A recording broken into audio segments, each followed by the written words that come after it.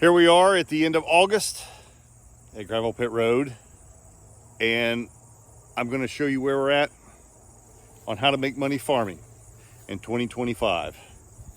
So this, my friends, is how you do not make money on soybeans, but you also don't lose money on soybeans. My goal this year was to not lose money. That's what I did last year. Here's my soybean field. That is primarily ragweed. This once beautiful, disked, harrowed, prime, ready to seed field is lost. And I never planted soybeans. I have zero money in this field other than some fuel and some time. And the same goes for the big field. Now why? Why on earth did I do all that work? And my brother Steve over at his farm, we were going to plant his place. He did the same thing. Why did we let it go? Well, as everyone knows, this year it rained and rained and rained some more. It was ridiculous how much it rained. In fact, I was thinking about getting my boat ready because that's how much rain we were getting. Well, I don't feel too bad about it because I'm not the only one that didn't plant. Behind me is about 80 to, I don't think it's 100 acres, it's about 80 acres. And the farmer didn't plant that. And right down the street, heading towards a gravel pit, is another 45 or 50 acres. And they didn't plant that either. So it was wet. Take my word for it. Where I am, it was wet. So basically the heat this summer didn't allow me to do a whole lot of anything.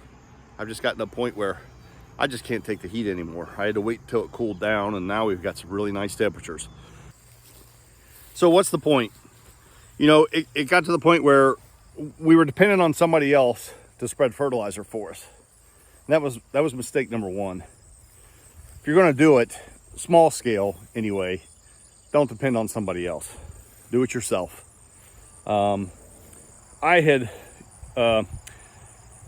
went to a company not far from here that back in its day, I mean, they have agribusiness in their name. Now they farm 2,000 acres, and everybody was chasing rain. They would, you know, as fast as they could get into their fields, they were planting. So he had no time to mess with us. And we'd get our fields ready and they'd start drying out. And we expected him to come down anytime and hit it with fertilizer so we could plant. And he didn't show. Sometimes you just have to play it smart and, let's say, cut your losses before you have any losses. So I did find out there's a dealer about 30 miles from us. He farms, but he has an actual legitimate business where he has fertilizer buggies and he sells all kinds of different seeds, from grain crops to pastures and you name it. He's a legitimate supplier. Now, for any of you folks that have a piece of ground, you're young and you have a piece of ground, you're just getting started like I did.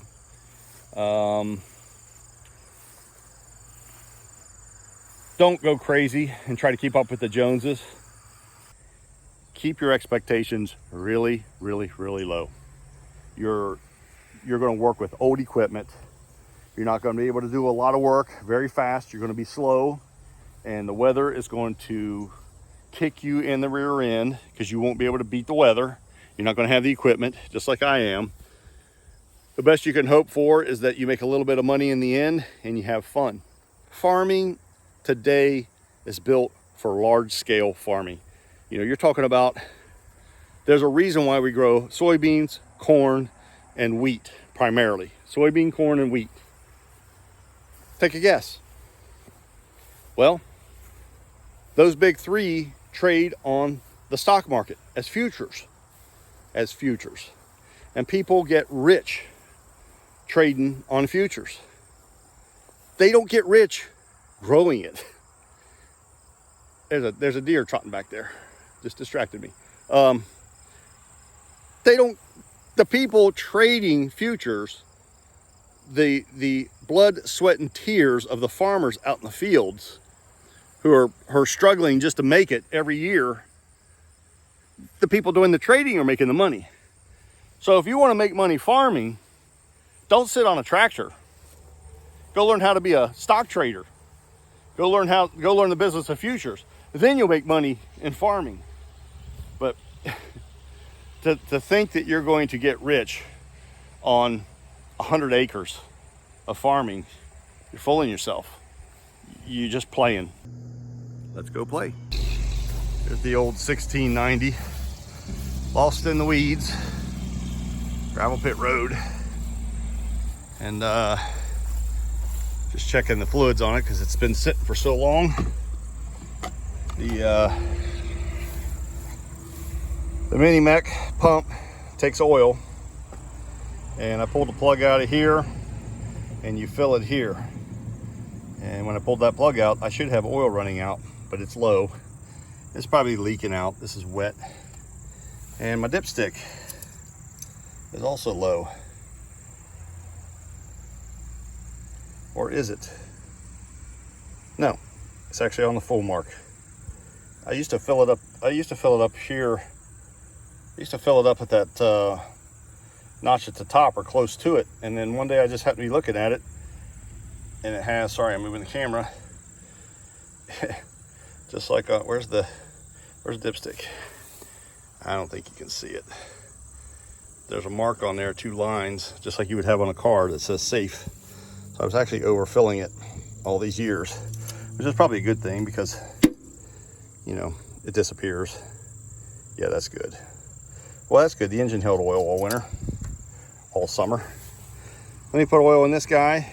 I have to take a little funnel and precariously hold it like that and let it just drizzle in. It doesn't take very much oil. And then we'll see if this thing will fire up. Not a bad thing to crank it a little bit, give it a little bit of oil pressure before you hit it full throttle. This will push some fuel up into the fuel pump. And maybe it'll start. It's the only way to get this whole thing to start when it's been sitting a long time. Give it a little breath, and then we'll hit the key and see what happens.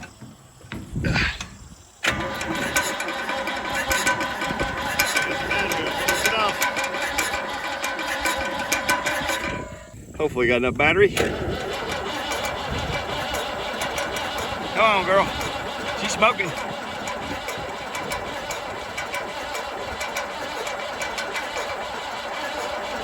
She's gonna start. She'll start every time. Just gotta get some air out of it.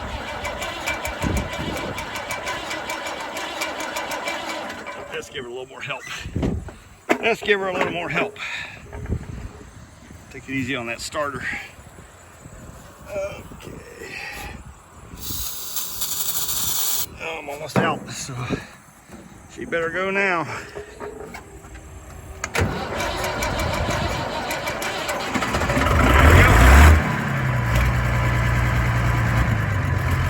Sounds good. Man, this tractor's had a bad reputation, but I tell you what, I love that engine. That's a David Brown engine. Okay, I'm gonna drive over there and see if I can find the bush hog in all these weeds. Where's my bush hog? Oh, there it is. Terrible, terrible. Oh, Mr. Ragweed. Can I get the pin in? That's the question. Yes. Going to go in, maybe. All right, pin is in. I think I'll throw a little grease in my, I'm gonna pull it out first and then I'll throw it in. All right, 2 hands.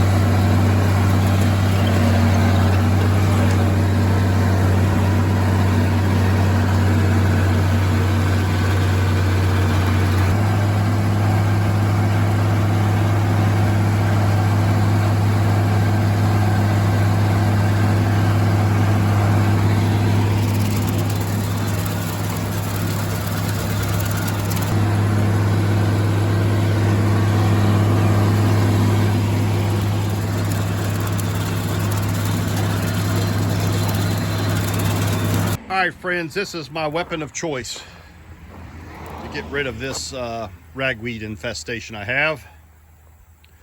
This is called a Mathews, and what it is I believe it was originally built, you can see that, I think it was originally built to be a cornstalk chopper. I know International made one basically that looked identical. It's got mud in it because it's what I did the last time I used this. It has these great big shovels. They're blades. They're probably 6 inches long and that much square. And they fly around on that shaft or that cylinder as this thing rotates. And it just pulverizes everything. And I had used it for hay when my old Ford hay bind finally conked out on me. Under this hatch,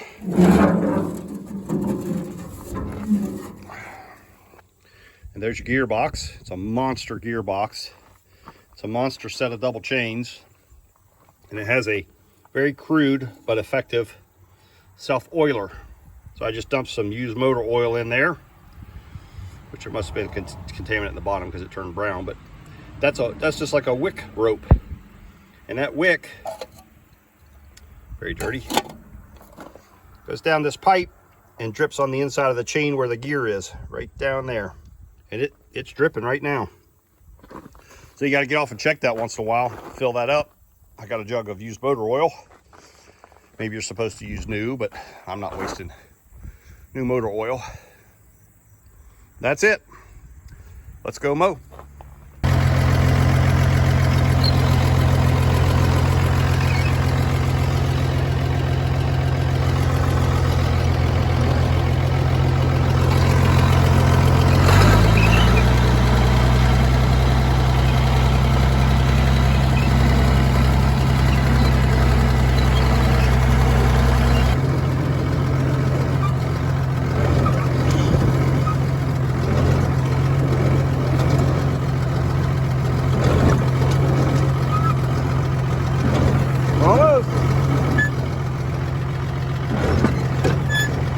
One more hole.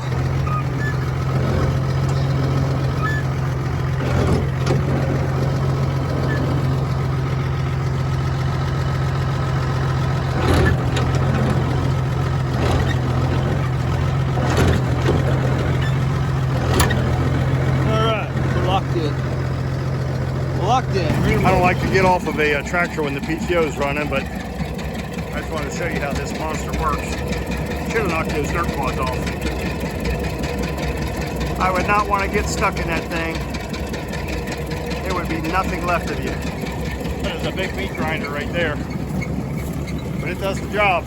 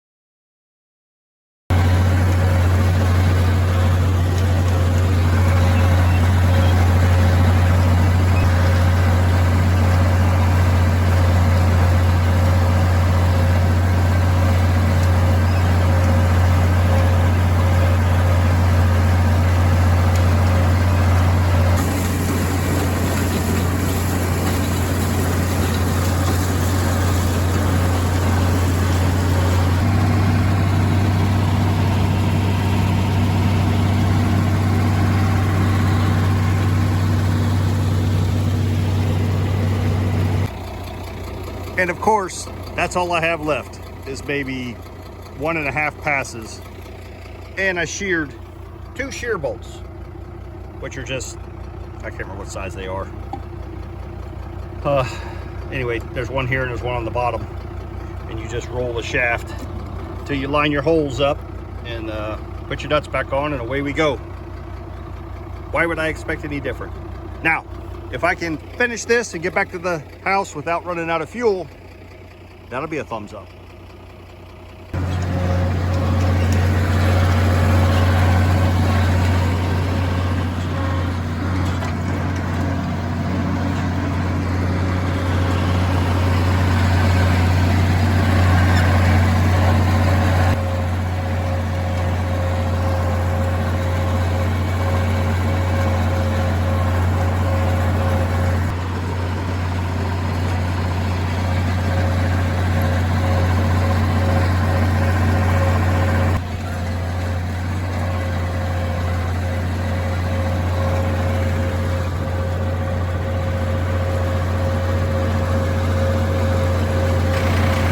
Made it!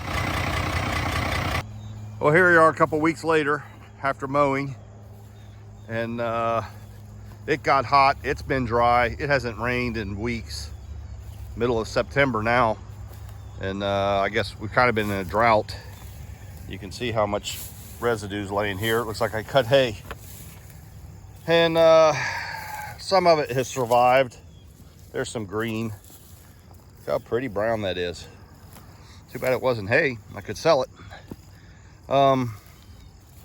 It's rough. I cultivated and didn't smooth it out, really tore it up before the weeds came up. So there's some green coming back. There was a lot of nut sedge. It'll be burnt up here or frozen out as soon as it gets cold and frosty. But I don't think I'm going to disc it. I think I'm going to let this lay for winter cover. About probably 90% of it or more will die when it frosts. Looks like the broadleaf weeds, all the broadleaves are pretty much smoked out. There's a little bit left.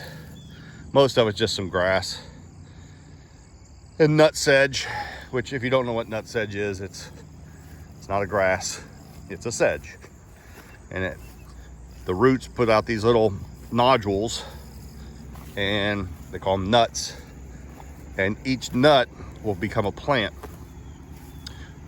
And they have these yellow spiky looking I guess they're flowers that come out on top. They look like little spikes. And if you pull a nut sedge out of the ground, you just stimulate it to take all those nuts that are laying in the ground and make more plants.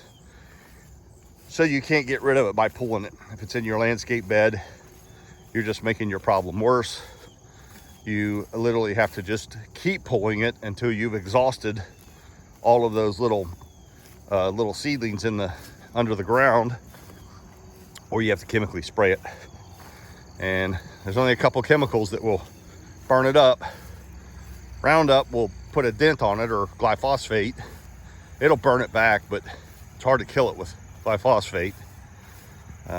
There's some other products out there that will smoke it, but I didn't spray it because to me, the less spray, the better. When you spray, you change the soil a little bit, you kill microbes, you kill beneficial bugs, and you got to do what you got to do. But I don't got to do it. To use improper English, I don't got to do it. So I don't spray if I don't have to, and it's expensive. Chemicals are not cheap. Fuel is a lot cheaper than chemicals. Let me go over here and look at this other big field, and I'll show you what this one looked like. Got it all mowed. It is knocked down. Like I said, I think it's about 2 weeks later. And yeah, I'm not gonna disc it. I'm just gonna leave this residue. It'll prevent erosion over the winter.